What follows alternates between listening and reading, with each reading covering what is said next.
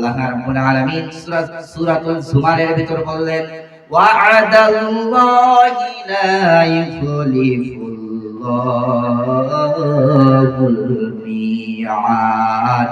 বলেন আল্লাহু আকবার। আল্লাহ প্রতিশ্রুতি দিয়েছেন, আর আল্লাহ প্রতিশ্রুতি কখনোই খেলাফ করে না।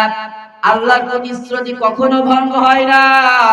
আল্লাহ যে ওয়াদা দিয়েছেন এই ওয়াদা কখনো ভঙ্গ হবে না।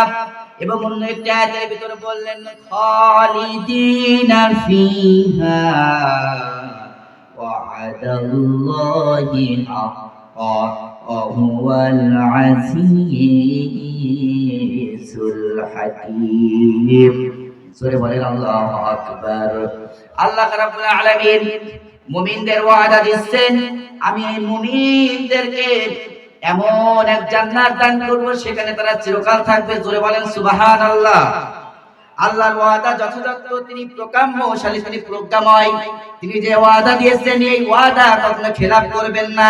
কাজেই যখন কাউকে দেখা যায় সে দুনিয়াতে দাবি করছে আল্লাহ যে ওয়াদা দিয়েছেন, আল্লাহ যে ওয়াদা দিয়েছেন, প্রতিশ্রুতি দিয়েছেন, এই ওয়াদা তো আমার জীবনে কার্যকর হয় নাই, আমার জীবনে এসে পৌঁছায় নাই, যখন এইটা মনে হবে তখন আপনার বুঝে নিতে হবে আপনার ঈমানের সমস্যা, আল্লাহর ওয়াদার কোনো সমস্যা নাই। কথা বলেন ঠিক কিনা?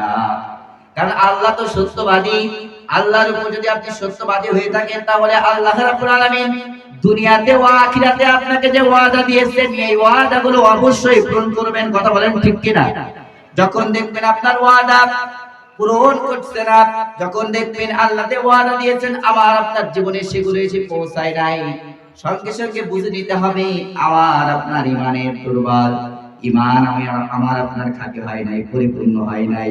ঈমানটা যদি মজবুত হতো তাহলে আল্লাহ যে ওয়াদা দিয়েছেন অবশ্যই সে ওয়াদা আমার আপনার জীবনে এসে পৌঁছাবে। কথা বলেন ঠিক কিনা?